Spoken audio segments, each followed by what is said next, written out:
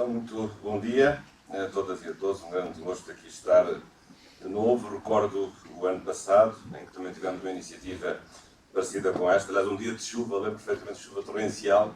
Hoje o tempo é mais clemente para connosco, mas por isso mesmo também aqui estamos de novo bem para realizar uma vez mais um colóquio em conjunto da Microseguro com o OSCOT. E, portanto, como Presidente da Conselho Diretivo do OSCOT, também dou as boas-vindas a todos, agradecendo a colaboração daqueles que estão a participar e também cumprimentando de modo especial o engenheiro Arménio Santos, também da Microseguro, e também o Sr. Presidente do chefe, o CEO da própria empresa, também o Dr. Francisco, aqui está, e agradeço também a colaboração, a apresentação e a possibilidade de fazer este colóquio em conjunto, como foi referido, sobre novas tecnologias de segurança nas infraestruturas críticas em Portugal. E, de facto, eu aqui vou apenas fazer aqui uma breve apresentação dos vários painéis que estão definidos. Há um ponto prévio que eu queria aqui dizer, também pedir desculpa em nome da organização, porque, de facto, estava confirmada a presença de Sua Excelência, Sr. Ministro da Administração Interna, mas por coisas de última hora, que já calculam quais sejam, ou seja, a campanha eleitoral no Partido Socialista, como é natural, seja um dos candidatos, a Secretário-Geral, realmente ele pediu desculpa, mas não acabou por não poder estar. Aliás, inicialmente pensou que eu pudesse estar no fim, mas nem no fim nem no princípio, porque eu estarei em Évora hoje, mas uma parte do dia, e portanto recebemos essa notícia há 2 ou 3 dias e portanto ainda, o nome dele ainda figurou aqui no programa, mas acho que não houve possibilidade de alterar. Portanto, fica feito aqui também um pedido de desculpas e, de facto, transcende-nos essa impossibilidade, transcende-nos, e temos muito gosto em ter aqui o Sr. Ministro, mas o futuro depois dirá se vamos ter de novo o Dr. Jorge Carneiro nessa ou noutra qualidade, mas certamente que algo já ficará, que foi todo o seu trabalho à frente do Ministério da Administração Interna, isso penso que é o objetivo. E também por isso faço aqui esta saudação e invoco também o seu nome, agradecendo a parte dele, toda a colaboração que deu, também em relação ao OSCOT e várias iniciativas que foram desenvolvidas. Em relação aqui à minha intervenção, eu gostaria de falar um pouco sobre a importância das infraestruturas críticas, agora de uma perspectiva, digamos assim, um pouco mais geral, ou talvez de perspectiva de políticas públicas. Nós sabemos que as infraestruturas críticas têm sido algo cada vez mais referido. Hoje penso que há uma maior sensibilidade por parte da opinião pública em relação à importância das infraestruturas críticas.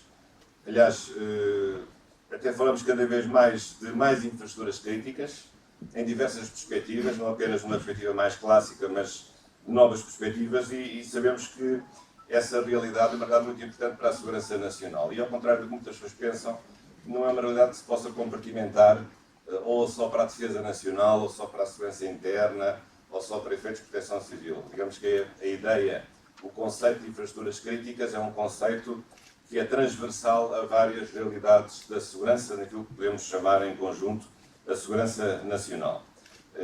E como é que nós podemos ver isso?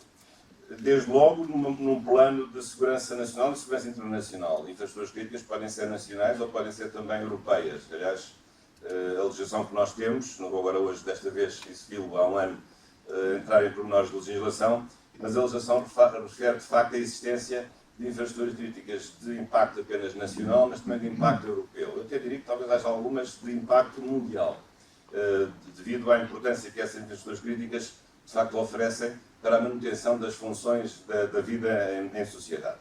Esse é um primeiro aspecto. Depois, outro aspecto também que tem ficado muito presente é o facto de as infraestruturas críticas serem tanto públicas como privadas. Esta ideia de que as infraestruturas críticas são apenas aquelas que o Estado tem ou aquelas que são geridas ou são mantidas pelos poderes públicos também não é verdade. Sabemos que numa vida em sociedade em que a economia também é privada, não é só uma economia pública, mas cada vez mais privada do que pública, as infraestruturas críticas naturalmente se situam também no setor privado dos meios de produção. E, portanto, isso significa que essa realidade deve ser, com certeza, objeto de legislação por parte do Estado e também deve ser, por parte do Estado, apoiada e enquadrada na função que as empresas levam a cabo no âmbito da sua iniciativa económica privada. Portanto, a ideia de que as infraestruturas críticas são só as estruturas públicas é uma ideia completamente errada e cada vez menos verdadeira, devido precisamente à expansão da atividade privada, aliás, inteiramente legítima numa economia, digamos, social de mercado. Este outro aspecto também gostaria aqui de referir.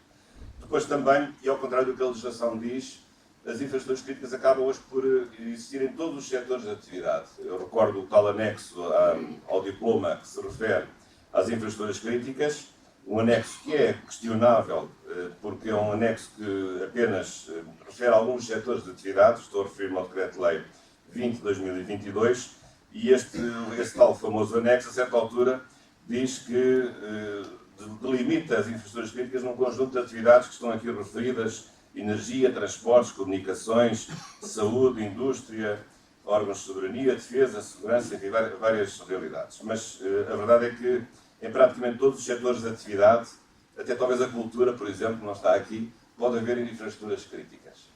Isso é uma percepção que nós vamos tendo progressivamente e, portanto, que deve ocupar a nossa atividade e o nosso esforço, e também o esforço daqueles que levam a cabo a proteção dessas infraestruturas, no sentido de alargar o mais possível o âmbito dessa proteção.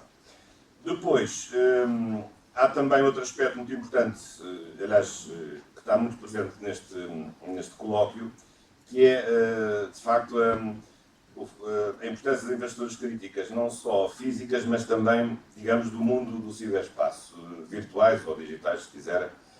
E, de facto, nós hoje sabemos que com o ciberespaço a nossa atividade se desenvolve nessa outra dimensão, não é apenas uma atividade física, e, portanto, a utilização do ciberespaço, manter a segurança na navegação do ciberespaço, manter a segurança dos dados que estão no ciberespaço, dados pessoais, dados empresariais, dados de toda a ordem, de facto, corresponde a uma proteção realmente importante, e os mecanismos que permitem essa proteção desses dados também têm de ser infraestruturas críticas, em certas condições. Portanto, essa também é outra grande novidade que nós temos, que é a transformação das infraestruturas críticas, não apenas daquelas que são identificadas fisicamente, são as pontes, ou são os aeroportos, ou se são os portos, ou se são os hospitais, ou se são outras estruturas, mas também essas estruturas, elas existirem no âmbito do ciberespaço. E, de facto, isso é uma evidência. Já podemos lá chegar pela legislação, mas penso que é um caminho que tem que ser seguido com alguma cautela, porque também não podemos transformar todo o ciberespaço numa infraestrutura crítica. Isso também não faz sentido, porque a partir do momento em que nós transformarmos tudo, a partir do momento em que dissermos que tudo é crítico, tudo corresponde ao conceito de infraestrutura crítica, a partir desse momento esse conceito deixa de ser útil, porque se tudo é crítico, nada é crítico, é como a justiça. Quando nós queremos, às vezes, resolver o problema da morosidade da justiça, e não levem mal referir aqui um aspecto mais jurídico, mas quando queremos dizer que a justiça é lenta e, portanto, vamos criar processos urgentes, se transformamos todos os processos em processos urgentes, nenhum deles é urgente. Porque, precisamente, a urgência significa uma distinção entre aquilo que é mais rápido em relação àquilo que é menos rápido, que é mais lento ou que é normal. Portanto, a partir do momento em que tudo se torna urgente, nada fica urgente. Ou como os direitos fundamentais. A partir do momento em que todos os direitos são fundamentais, nenhum direito é fundamental. É a mesma lógica. Portanto, tem de haver aqui também alguma prudência na escolha entre aquilo que é infraestrutura crítica, também no ciberespaço, e aquilo que pode não ser, ou que tem, pelo menos, um grau, digamos, mais reduzido. Claro que essa diferença se pode fazer num outro nível. Dentro de uma infraestrutura crítica pode haver vários graus do caráter crítico dessa infraestrutura. E esses graus depois têm que ser medidos em função do tipo de proteção, se é uma proteção mais forte, se é uma proteção mais rígida, ou se é uma proteção mais suave, que implique um menor empenhamento de meios. Também, podemos entrar aqui numa categorização de infraestruturas críticas, talvez de primeira, de segunda ou terceira classe, ter aqui um género, entre aspas, um campeonato ou um escalonamento de infraestruturas críticas de primeira linha, ou de segunda linha, ou de terceira linha. Essa é outra ideia que a legislação propriamente dita não faz essa distinção. Depois, agora, sabem que do ponto de vista legislativo, a legislação que existe traduz dois momentos. O momento da identificação das infraestruturas críticas, que é preciso identificar, e de acordo com este decreto-lei, de facto há uma entidade que procede a essa identificação. Portanto, isso é realmente necessário porque muitas vezes essa identificação é problemática, porque podemos cair em dois erros graves, ser tudo infraestrutura crítica ou nada ser, ou não ser identificadas certas infraestruturas críticas que são as mais importantes e poderem falhar. Isso é uma tarefa do Conselho Nacional de Planeamento Civil de Emergência, no âmbito da Proteção Civil, e depois a seguir, identificadas essas infraestruturas críticas, se forem europeias, tem de haver uma comunicação aos órgãos da União Europeia, depois tratar de fazer os planos de proteção que depois devem ser aprovados pelo Sistema de Segurança Interna. Acho que era interessante, uma vez que nós nos referimos isto há um ano, fazer o balanço daquilo que se passou neste ano. E eu julgo que o balanço não é assim muito animador.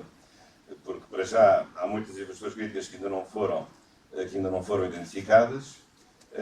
Por outro lado, há um ano havia dúvidas sobre o funcionamento da famosa plataforma informática em que todas as fichas das infraestruturas críticas deviam ser referidas e registadas e, portanto, tudo isso, a plataforma de registro de informação de infraestruturas críticas, e isso de facto é necessário para que isto possa funcionar. E depois, havendo planos de segurança, saber se esses planos são efetivamente fiscalizados, porque esta realidade também é uma realidade altamente volátil do ponto de vista dos riscos e das ameaças que estão sempre a surgir. E, portanto, se esta atividade de fiscalização dos planos de segurança não for feita com efetividade e com permanência, é muito provável que as coisas caiam no esquecimento, que haja novos riscos que não sejam acautelados e esses planos de segurança não possam estar devidamente atualizados. Portanto, penso que essa é outra questão, se fazer aqui uma avaliação da aplicação desta legislação.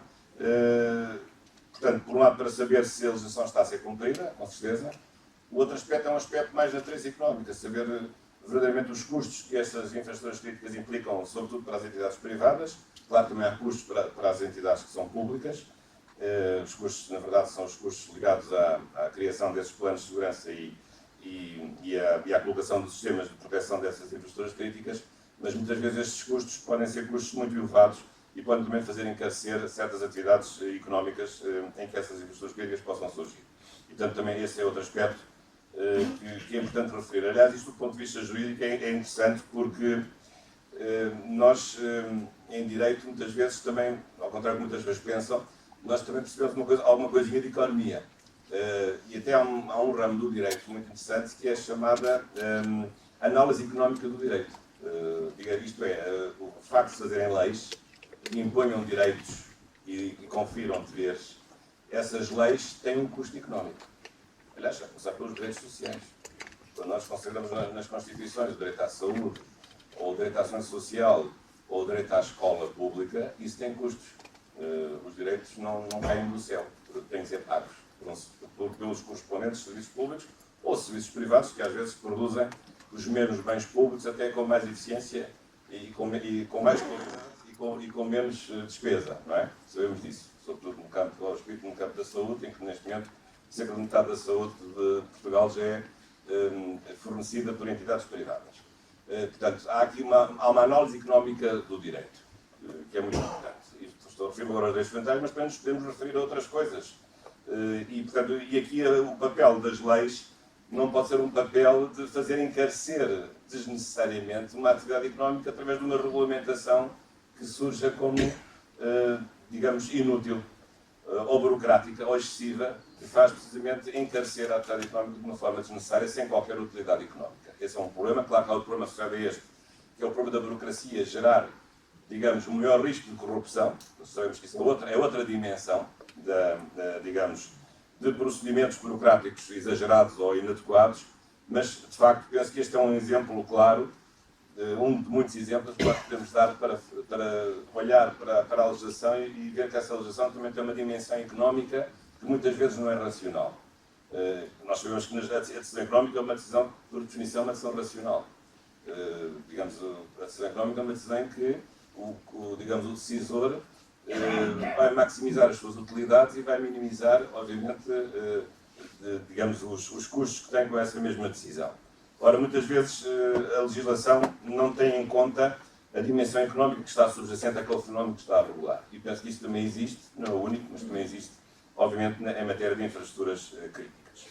Agora, em relação ao futuro, e eu agora talvez referisse aqui esta ideia das infraestruturas numa perspectiva um pouco mais ampla. E há coisas que estão ainda por fazer ou possivelmente por concretizar. Bem, desde logo, o que é sempre lamentável, estamos a chegar ao fim do ano, de 2023, e ainda não temos o conceito estratégico de defesa nacional aprovado. Já agora.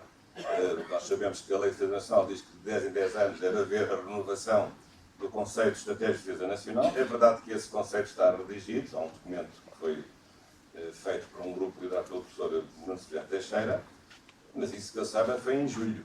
Já estamos em fins de novembro. Onde é que está o conceito estratégico de defesa nacional?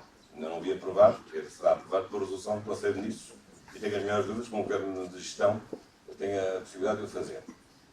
Mas é pena, porque esse conceito é um conceito importante e reparem que em 10 anos muita coisa mudou do ponto de vista da defesa nacional.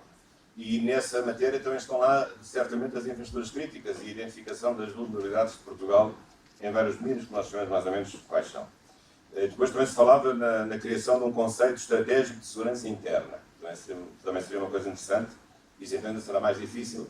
No contexto atual, isso não há nenhuma lei que o diga. Neste momento, esse conceito não está na legislação, na lei de segurança interna, mas seria interessante que estivesse, porque a defesa nacional não é bem a segurança interna, como sabemos, são duas coisas distintas, embora naturalmente interligadas. Mas a verdade é que essas matérias, que devem ser agora discutidas ou rediscutidas, podem também trazer novos assuntos numa visão um pouco mais estratégica e de futuro. E, de facto, hoje julgamos que é óbvio que há vários elementos que marcam definitivamente uma mudança substancial. Acho que já estamos a viver, mas é uma mudança que, de facto, se tem vindo a consolidar, é uma mudança imparável.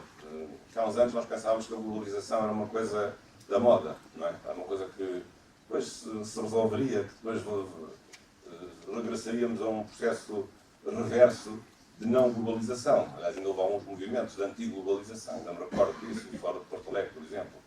Mas acho que hoje já ninguém tem dúvidas de que esse processo é um processo irreversível. E, portanto, globalização também se pode falar no processo da digitalização da própria sociedade mundial. Isso também é um processo irreversível. Como é que é um processo irreversível? A maior mobilidade das pessoas, com tudo o que isso implica, sobretudo dos fluxos migratórios, que são também imparáveis, e por maiores que sejam as regras de rigor, ou de rigidez, ou até de nacionalismos disparatados, é evidente que esses fluxos existem e eles têm que ser encarados tal como eles são, naquilo que eles têm de bom e naquilo que eles têm de mau. E em matéria de segurança sabemos que isso tem as suas implicações, como também tem implicações do ponto de vista da atividade económica, do ponto de vista da criação de empregos e da necessidade de satisfação de postos de trabalho que muitas vezes não são realizados pela população que está a viver em cada um dos países. E, portanto, penso que, deste ponto de vista, as infraestruturas críticas podem dar aqui um contributo também nessa nova maneira de perspectivar um mundo mais seguro, precisamente alargando esse conceito a vários temas. E em Portugal essa discussão tem sido feita com uma forma muito limitada, porque as infraestruturas críticas radicam numa ideia muito importante, que é a ideia de permanência do Estado, de permanência da comunidade, da subsistência ou da resiliência da própria comunidade política. E, aliás, os conceitos dizem só, precisamente, que as infraestruturas críticas são aquelas estruturas necessárias para manter as funções vitais de uma comunidade política, mas essas funções vitais, se nós formos ver, são funções vitais, às vezes, de ordem elementar. De um país, se entrar em guerra ou se entrar em colapso, saber se tem alimentos para alimentar a sua população, se tem água. Sabemos que Portugal tem sido vulnerável a problemas de seca que cada vez são mais frequentes, por exemplo. Temos depósitos de água para aguentar um país numa situação crítica de seca, como tivemos, aliás, este verão, que depois se resolveu. Portanto, a alimentação, a questão também da água como, aliás, um novo direito fundamental, que hoje se fala muito, quinta geração, direito à água, por exemplo, ou, digamos, a provisão necessária para manter um país a funcionar em matéria, por exemplo, de combustíveis que sejam necessários. Já não estou a falar em ter o aeroporto aberto, ou em ter as pontes a funcionar, ou ter as estradas a funcionar. Já não estou a falar disso. Já vou mais além disso. Coisas talvez ainda mais elementares que às vezes nos passam despercebidas e que muitas vezes não pensamos nelas porque achamos que elas nunca vão acontecer. Mas um dia para nós. E, portanto, tem a ver com um conjunto de bens essenciais que o Estado deve manter para o Estado continuar a existir e para as funções sociais poderem ser devidamente desenvolvidas. Portanto, penso que há aqui vários problemas importantes dessa ordem de legislar sobre, precisamente, a manutenção das funções vitais do Estado. As infraestruturas críticas contribuem para isso, com certeza, em grande medida, embora no seu limitado âmbito, mas há aqui muito mais a desenvolver nessa matéria. E até do ponto de vista legislativo e do ponto de vista da segurança, por exemplo, não estranho um pouco o que vou dizer, mas nós temos sempre aquelas ideias um pouco dos filmes, porque isso agora está a acontecer com a guerra da Ucrânia, a questão, por exemplo, da sabotagem. Sabotagem no sentido de serem ações criminosas que põem em causa o funcionamento das funções vitais do Estado, sabotagem de ter destruído, por exemplo, o gasoduto, a sabotagem de cortar um duto submarino, por exemplo, que faz o fluxo de internet entre continentes, por exemplo, outro tipo de sabotagens assim deste género. Não vamos agora aqui entrar em muitas especulações, mas, de facto, a legislação também julgo que não está afeiçoada a prevenir a segurança de um país, também em relação àquilo que pode acontecer com as infraestruturas críticas e aquilo que pode acontecer com a produção de bens que fazem a manutenção das funções essenciais do Estado. Portanto, julgo que este nosso colóquio de hoje é um colóquio importante porque volta a referir-se à importância das infraestruturas críticas. Elas aí continuam, aliás, com um salto de qualidade, porque agora, neste colóquio, se trata de fazer afluir à proteção das infraestruturas críticas das novas tecnologias, e sabemos que isso hoje também é algo que é inevitável. Em vários domínios, falamos muito também, aliás, há pouco estava a falar com o Sr. Engenheiro Arménio, falamos muito também da inteligência artificial. É um assunto um pouco fluido, sabemos que isso tem muitas aplicações em várias ciências, incluindo na ciência jurídica. É um assunto um pouco complexo, tem a ver com as nossas liberdades também, tem a ver, por exemplo, a inteligência artificial na parte do direito penal é uma coisa complexa, ou saber se, por exemplo, um texto retirado do chat GPT, que saber se tem direitos de autor ou se não tem direitos de autor. Os carros automatizados, quando andam na rua, se provocam um acidente, quem é que é a culpa do acidente de viação? Se é do programador, não é da pessoa, que a pessoa não está lá, porque aquilo é um robô. Digamos, há uma série de questões jurídicas complexas nesta matéria, mas também depois há uma outra dimensão, que é a dimensão do desenvolvimento tecnológico que essa inteligência artificial pode dar, no sentido de ser um instrumento para incrementar o desenvolvimento tecnológico, mas também no sentido de, a certa altura, a inteligência artificial se tornar verdadeiramente autónoma da inteligência humana. Portanto, isso levanta também outro tipo de problemas. Mas, portanto, fica feita aqui esta breve apresentação deste tema e das suas implicações ao nível da segurança nacional e, sobretudo, pensarmos em termos de futuro e pensarmos que as infraestruturas críticas não são apenas aquele conceito que está na legislação, mas é uma realidade que vai para além do conceito da legislação.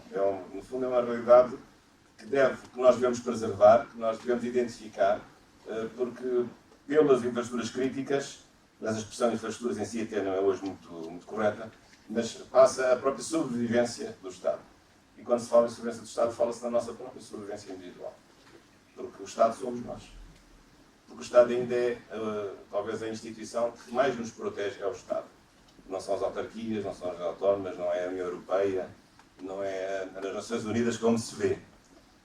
Na verdade, o último reduto da proteção da nossa individualidade e da nossa dignidade, eu acredito, pelo menos, acho que ainda continua a ser o Estado. E, portanto, devemos ter o máximo cuidado em preservar e manter as instituições que podem contribuir para a manutenção e para a subsistência do Estado como associação de todos nós, uma associação de pessoas, de cidadãos, que está num certo território, digamos, com uma base territorial e com um poder político soberano.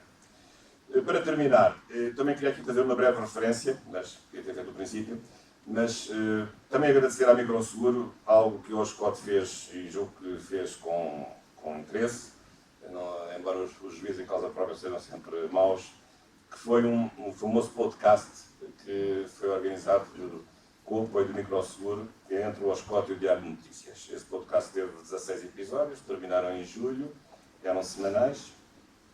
comigo e com a jornalista Valentina Marcelino, e há agora da parte do jornal, de notícias e também da TSF, a decisão já tomada de continuarmos este podcast. A parte do Oscota já todo interesse nisso. Eu julgo que isso também será do interesse da Microseguro, mas agora neste momento não é pedir o apoio, é agradecer aquilo que já foi feito, ou seja, a primeira temporada. Mas como nas coisas da Netflix vai haver uma segunda temporada. Mas portanto, a primeira temporada está adquirida e quero aqui deixar um público agradecimento à Microseguro o facto de ter apoiado essa iniciativa, que foi realmente muito importante. Aliás, posso dizer-vos que esse podcast no Diário de Notícias foi o podcast mais ouvido no Diário de Notícias. Tenho a certeza disso. E há vários podcasts no Diário de Notícias, na plataforma. Hoje sabem os jornais que têm crédito nas plataformas eletrónicas. E foi durante os meses em que ele foi exibido, foi o mais ouvido de todos os podcasts. Aliás, tivemos muitas pessoas connosco, ilustres personalidades da área da segurança. Desde o Secretário-Geral de Segurança Interna, o Diretor Nacional da Judiciária, a Sra. Presidente da Comissão Nacional de Proteção de Dados, enfim, a Sra. Embaixadora do Canadá, tivemos múltiplas senhores deputados e membros do Governo, portanto, tivemos múltiplas personalidades que nos apoiaram nesse podcast, que foi realmente com muito interesse.